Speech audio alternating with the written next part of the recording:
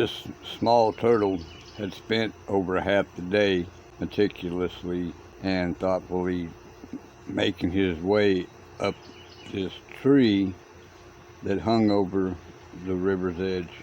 High up in this tree, watching the turtle climb this tree all day long, are two birds who have been whispering to each other.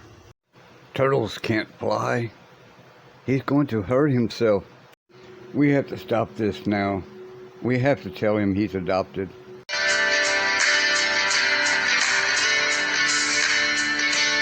Years ago, family and I used to live on the banks of the Trinity River. And as you might suspect, my wife, myself, and my stepdaughter, we did a lot of fishing. And my wife, Luann, loved fishing to the point that some days I would come home from work and she would be like, "Hey, there's a bunch of fish in the ice chest need cleaning." I didn't mind. If there was one thing we had plenty of in the freezer, it would be catfish. One year, my wife's parents had gotten a new freezer and they gave us their old freezer. So when I got the old freezer to the house, my obstacle was getting it off the back of the truck and up the stairs by myself. It wasn't that the freezer was actually heavy, it was just large and bulky. And I've got a system to put the freezer on a level of the steps and then raise it to the next level. And I got to about the third or fourth level. The wind was kind of gusting. So I asked Emma, my stepdaughter, to hold the door open so I could get it into the last few steps. Not sure where I miscalculated on that last step. I'm not sure if it was the wind or what. Next thing I know, I'm laying on the ground with the freezer on top of me. I laid there a second, and then I had to do the body check. Right arm works, left arm works, right leg works, left leg works. And Emma hollers out, "Suck it up, old man. You got things to do, let's go." I did manage to get up. I was all right. And then I got that freezer into the house. And now it was time to fill it up with catfish. I remember the day that I had come home. My wife and daughter were out fishing. They were excited. Come look, see what we got." So I walked around to the backyard there on the river. She had caught a snapping turtle. And of course Emma was like, "Can I keep him? Can I keep him?" Now, I really didn't want to break her heart, but I had to explain to her, snapping turtles are dangerous. Once they bite, they don't let go unless lightning strikes. So I explained to her that red-eared turtles are what people had for pets. They were harmless enough. And we had to let the snapping turtle go. So I don't really remember what I was doing, probably cleaning catfish when all the excitement took place. And then the house come running Emma with the red-eared turtle. We happened to have a old aquarium that wasn't being used, and we fixed it up with rocks and water and made a little home for this turtle that she found or caught, and she named it Bling Bling.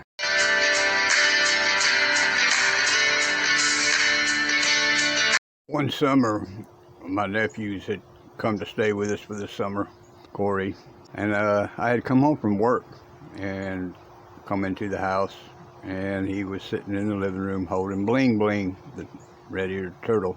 "What you doing, Corey?" And he answered with, "I'm trying to get him to come out of his shell." I said, "Here, let me see him."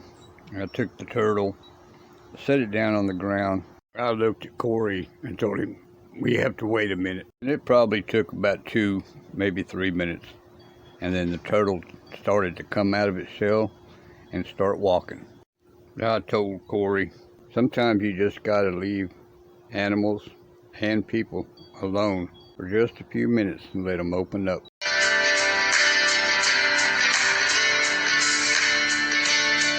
Long time ago, there lived a turtle. He was on the beach, and all he could hear was the splashing of the waves, the wind.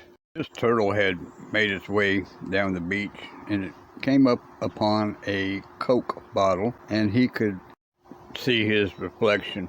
What on earth are the two big lumps on the side of my head? The turtle did not like the sight of his ears. So he went to his friend the crab, and after much discussion, he had talked the crab into snipping off these horrible looking ears that this turtle had. The crab rejected the idea. He did not want to hurt his friend, the turtle.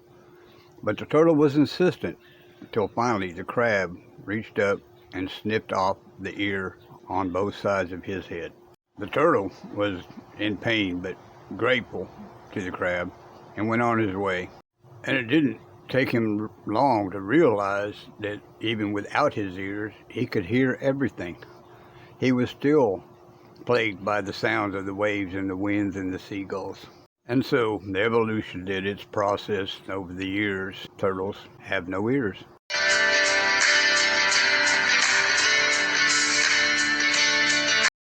College students were on a field trip to the lake. Most of the college students had stayed together, but one little old lady, she just drifted off, walking along, and she came to a place where she found a large turtle trying to make its way up this sandy embankment. Well, she felt sorry for this turtle, so she took the turtle and she tried to make her way back down towards the lake, which took a little while. And when she got to the lake, she put the turtle in the lake. The professor had walked up and asked her, "What you doing?" And she explained how she had found this turtle way up on the side of the hill, and she was just putting him back in the water. The professor then told her, "You know, it probably took that turtle a week to get up that far to find the right sandy embankment for it to lay its eggs."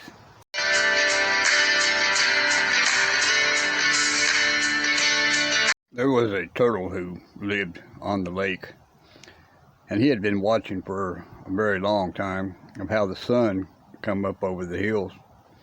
And he thought to himself, if I could just get to that hill, I could possibly step onto the sun and get a ride. So with this in mind, he started his long journey to climb this hill. It took months of this turtle trying to climb this hill. When he finally reached the top of the hill, he could tell that there was no way he was going to be able to step onto the sun. And with his disappointment, this was his goal. Now what was he going to do? But as he looked out across the landscape, he saw that there was another lake. So he said, well, let's go try this lake. And he headed down the other side of the hill. It took him a couple more months before he finally made it to this other lake. And when he made it, he got there and he basked in the water, the cool lake. After a couple of days at this new lake, he had realized that there was not that many fish for him to eat. And there was not that many other turtles to socialize with.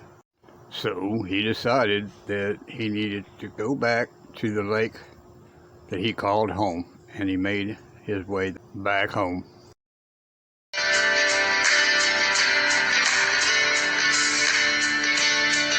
There once was a little turtle that had somehow gotten caught into a snow blizzard.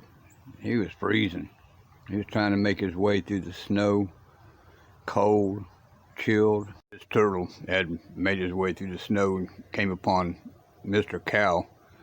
"Mr. Cow, aren't you cold? I am freezing." Well, the cow turned. "Here, see if I can help you." And he let out a great big poop right on top of the turtle. Oh, it didn't smell good at all, but it was really warm. The turtle just laid there and enjoyed the warmth for a moment. Then came along Mr. Wolf, who noticed this pile of dung, cow dung, moving around. So I asked him, "Hello, somebody in there?" And the little turtle hollered, "Yes, I'm in here." So the wolf started to dig the poor little turtle out of this mess. Once the wolf had gotten the turtle out of this big pile of mess, he realized that it was not going to be an easy prey. It was a turtle. So he scattered on his way. Turtle, sitting there wondering what to do, decided to crawl back up into the dung where it was nice and warm. Moral of the story: friends may shit on you. It's not necessarily a bad thing, but enemies that want to help you, beware.